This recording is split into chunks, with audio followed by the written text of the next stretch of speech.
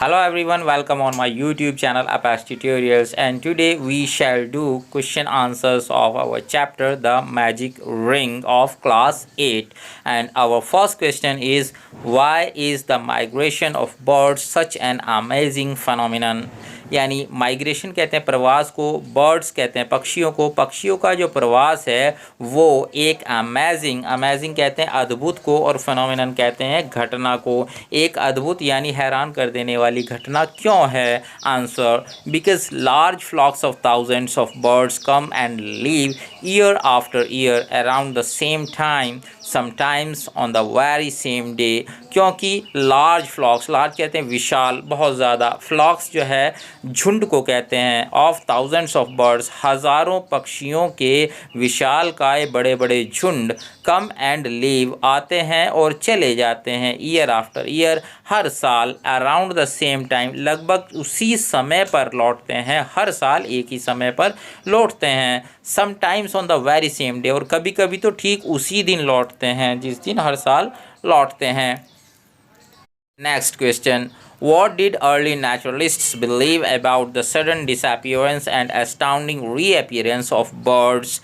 इसको ऐसे समझते हैं, पक्षियों के डिसअपियरेंस, सडन डिसअपियरेंस यानी अचानक गायब हो जाने, एंड एस्टाउंडिंग रीअपियरेंस यानी हैरान कर देने वाले तरीके से फिर से प्रकट हो जाने के बारे में जो अर्ली नेचुरलिस्ट से, जो पूर्व के प्रकृतिवादी थे, वो क्या विश्वास करते थे? Answer, some early naturalist believe that they hid in the bottom of the sea to rise like the phoenix in the Greek legend. कुछ जो अर्ली नेचुरलिस्ट थे वो ये विश्वास करते थे, उनका ये विश्वास था, दे किसको कहा है? बर्ड्स को। हिड छिप जाना, वो छिप जाते थे in the bottom of the sea यानी समुद्र की तली में, गहराई में छिप जाते थे, to rise like the phoenix in the Greek land, और वहाँ से फिर वापस निकल कर आते थे कैसे? फिनिक्स की तरह। ग्रीक पौराणिक कथा के अनुसार फिनिक्स एक स्वर्ग से आया हुआ पक्षी था जो जल गया था और जलने के बाद राख से फिर से जिंदा हो गया था। नेक्स्ट क्वेश्चन पे जाने से पहले मैं आपसे रिक्वेस्ट करना चाहूँगा कि अभी तक अगर आपने मेरे चैनल को सब्सक्राइब नहीं किया है तो प्लीज़ सब्सक्राइब कर लें और बेल आइकॉन को प्रेस कर दें। Now we move to our next question, and question number 3 is, by the time Salim Ali appeared on the scene what had naturalist learn? यानी इस बर्ड रिसर्च में जब सालिम अली आए तो उनसे पहले जो नेचुरलिस्ट थे, जो प्रकृतिवादी थे, जो पक्षियों के ऊपर रिसर्च कर रहे थे, उन्होंने क्या पता कर लिया था या क्या सीख लिया था? बाय देन, तब तक, naturalist knew that many species of birds big and small fly thousands of miles every year to escape cold winters and to lay their eggs and raise their chicks in the comfort of the warm land. यानी ये कहा गया है कि तब तक वो लोग ये सीख गए थे, ये जान गए थे कि मैनी स्पीसीज, बहुत सारी जो प्रजातियां हैं बर्ड्स की, पक्षियों की, बिग एंड स्मॉल, बड़े और छोटे, फ्लाई थाउजेंड्स ऑफ माइल्स, हज़ारों मील का सफ़र तय करते हैं, उड़ते हैं, एवरी ईयर हर साल, टू एस्केप बचने के लिए, कोल्ड विंटर यानी ठंडी सर्दियों से, सर्दियों की ठंड से, and to lay their eggs और अंडे देने के लिए, एंड रेज देयर चिक्स और अपने बच्चों को पालने पोसने के लिए, बड़ा करने के लिए, उनकी देखभाल करने के लिए, इन the comfort of a warm land यानी एक गर्म जगह की आरामदायक वातावरण में अंडे देने और अपने बच्चों को वहाँ बड़ा करने की उनको भी ज़रूरत थी। Like all tourist birds want warmth and good food and a comfortable place। यानी जो ह्यूमन टूरिस्ट्स होते हैं, जो पर्यटक होते हैं, उन्हीं की तरह बर्ड्स यानी पक्षियों को भी वार्मथ यानी गर्माहट की ज़रूरत होती है, और एंड गुड फूड और अच्छे भोजन की ज़रूरत होती है, एंड कंफर्टेबल प्लेस और एक आरामदायक जगह की ज़रूरत होती है। Some fly 11,000 miles each way to and from their winter resting place. कुछ पक्षी तो 11,000 मील सफ़र जाने में और 11,000 मील सफ़र आने में तय करते हैं देयर विंटर रेस्टिंग प्लेस, अपने सर्दियों के आराम करने की जगह तक का सफ़र तकरीबन 11,000 यानी 11,000 मील का सफ़र तय करते हैं। Now we move to our next question, what has confuse naturalists over the years? यानी सालों तक नेचुरलिस्ट जो थे, जो प्रकृतिवादी थे, उनको किस चीज़ ने कॉन्फ्यूज़ यानी परेशान किया? How birds, answer, how birds find their way to a specific spot on the other side of the world year after year has confused naturalist. यानी प्रकृतवादियों को जिस चीज़ ने परेशान किया वो ये थी कि कैसे बर्ड्स, पक्षी जो हैं, find their way to a specific spot, एक ख़ास जगह तक जाने का अपना रास्ता ढूंढ लेते हैं on the other side of the world, और वो जगह कहाँ है, दुनिया के दूसरे हिस्से में होती है। ईयर आफ्टर ईयर, हर साल वो ऐसा करते हैं। हैज़ कन्फ्यूज़, इसी चीज़ ने जो है नेचुरलिस्ट को कन्फ्यूज़ किया हुआ था, परेशान किया हुआ था। Like computer programmed objects they fly thousands of miles and land at a particular lake और फॉरेस्ट और river every year with very precise punctuality. और दूसरी चीज़ क्या थी कि कंप्यूटर प्रोग्राम्ड ऑब्जेक्ट्स, यानी कंप्यूटर प्रोग्राम आप जानते हैं कि अगर एक फोटोस्टेट मशीन है और उसको ये कमांड दे दी जाए कि वो जो पेपर हमने लगाया है उसके 40 पेजेस निकालने हैं, तो वो 40 पेजेस ही निकालती है। तो इसी तरह से जो कंप्यूटर के ऑब्जेक्ट्स होते हैं, जैसे ड्रोन है, उसे आप के हाथ में रिमोट होता है और उसे आप कंट्रोल कर सकते हैं, तो उसी तरह से, ठीक उसी तरह से कमांडेड यानी कंप्यूटर प्रोग्राम, जैसे प्रोग्राम फीड कर दिया गया हो।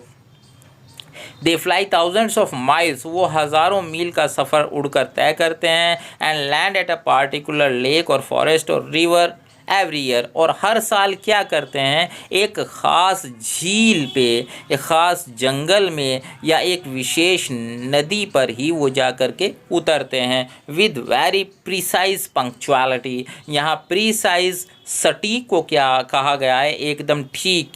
पंक्चुअलिटी समय की पाबंदी, यानी एक सटीक समय की पाबंदी के साथ हर साल ये पक्षी ऐसा करते हैं। और ऐसा करने के पीछे क्या रीज़न है, क्या चीज़ इन्हें सिखाती है, कैसे ये लोग सीखते हैं, इस चीज़ ने नेचुरलिस्ट को परेशान किया हुआ था। Now we move to next question. What do you understand by taught behaviour? Taught behaviour से आप क्या समझते हैं? Taught behavior is one where the bird parents guide their young on these long journeys and teach the ways and means of migration. यानी पहले तक जो पक्षी वैज्ञानिक थे वो ये समझते थे कि जो पेरेंट्स बर्ड होते हैं वो अपने बच्चों को ये सब सिखाते हैं, इसीलिए इसको टॉट बिहेवियर कहा गया था। व्यवहार को कहते हैं। तो यहाँ यही है कि पेरेंट्स जो हैं, जो माँ बाप हैं, गाइड, मार्गदर्शन करते हैं देयर यंग, अपने छोटों का, अपने बच्चों का, ऑन दिस लॉन्ग जर्नीज़, इन लंबी लंबी यात्राओं पर, एंड टीच द वेज, और उन्हें एंड मीन्स, उन्हें तरीके और साधन सिखाते हैं, ऑफ माइग्रेशन, प्रवास के, उन्हें प्रवास के तरीके और साधन सिखाते हैं। Now we move to next question. If bird migration is not taught behaviour, what causes it to happen regularly year after year?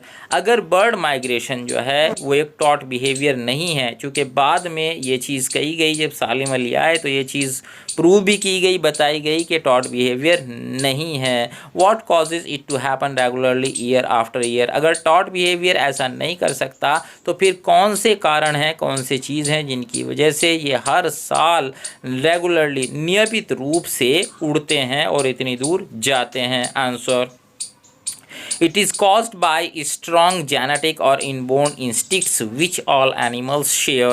जब मैंने आपको चैप्टर एक्सप्लेन किया तो तब भी आपको बताया था, जेनेटिक, आनुवंशिकता को कहते हैं, और इनबोर्न इंस्टिक्ट्स यानी जो पैदाइशी गुण होते हैं बच्चों के अंदर, जो अपने माँ बाप से आते हैं, जन्मजात प्रवृत्ति को कहते हैं। ठीक है ना? तो यहाँ पे ये कहा गया है कि ये चीज़ आनुवंशिकता यानी जीन्स जो है, बायोलॉजी में आपने पढ़ा होगा कि माँ बाप के गुण जो बच्चों में जाते हैं वो जीन्स के थ्रू जाते हैं, और जीन्स के थ्रू जो है ये गुण जो है माँ बाप से बच्चों में जाता है। विच ऑल एनिमल्स शेयर, जिसे सभी एनिमल्स शेयर करते हैं। Like a good computer program, instinct guides them to food and friends and prevents them from getting lost as they roam miles and miles in different directions.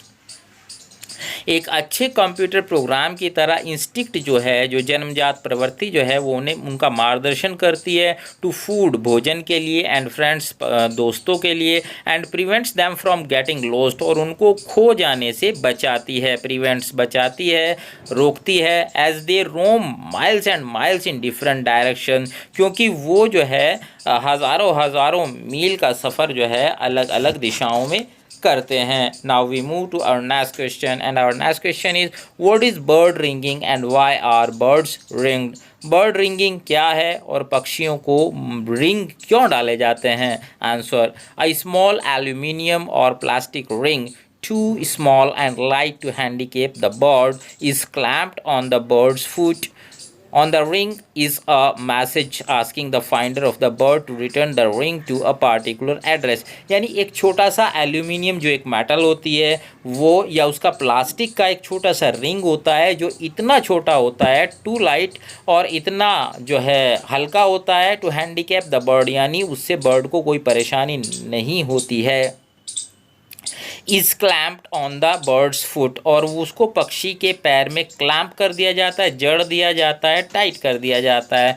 On the ring is a message asking the finder of the bird to return the ring to a particular address, और ring के ऊपर एक message लिख दिया जाता है जिसमें ये लिखा होता है कि जिसको वो पक्षी मिले और वो रिंग मिले वो उस रिंग को एक पार्टिकुलर एड्रेस पे एक ख़ास पते के ऊपर वापस कर दे, रिटर्न कर दे।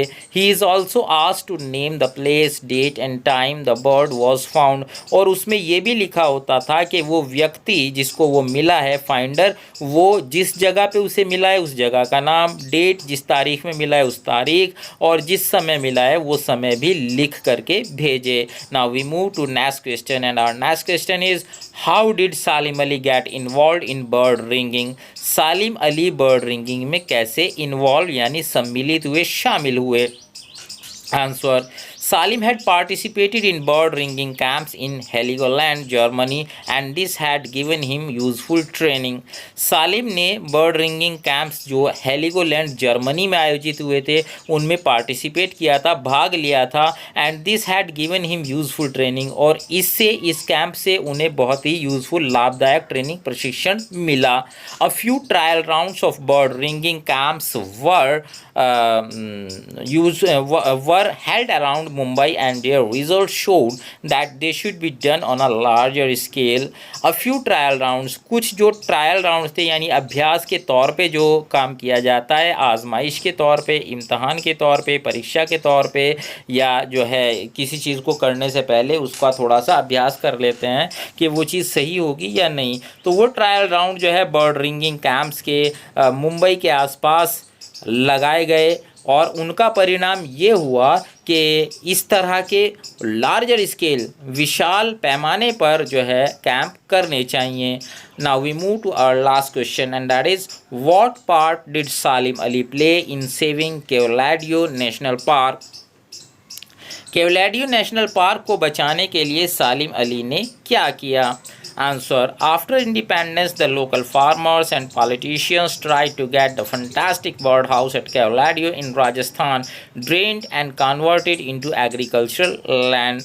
15 अगस्त 1947 को भारत की आज़ादी के बाद जो वहाँ के राजस्थान के जो वहाँ के भरतपुर के आसपास के जो लोकल फार्मर्स थे उन्होंने, और वहाँ के जो राजनीतिक लोग थे, पॉलिटिशियंस थे, उन्होंने कोशिश की to get the fantastic bird house, इस शानदार बर्ड हाउस को हासिल करने की जो केवलाडियो भरतपुर के पास राजस्थान में है, और ड्रेन्ड यानी यहाँ से पक्षियों को निकालने, खाली करने, एंड कन्वर्टेड और इसको बदल देने इनटू एग्रीकल्चरल लैंड यानी खेतीहर भूमि में तब्दील कर देने के लिए उन्होंने कोशिश की, और उस पर काम शुरू भी हो गया था। लेकिन Salim Ali asked Nehru ji to stop this plan and he stopped it. Salim Ali Nehru ji को पर्सनली जानते थे, और सालिम अली को नेहरू जी का नेचर से जो लव था वो भी पता था, इसीलिए उन्होंने नेहरू जी से रिक्वेस्ट की कि इस क्रेज़ी प्लान को रोक दिया जाए, और नेहरू जी ने उनकी बात मानते हुए इस प्लान को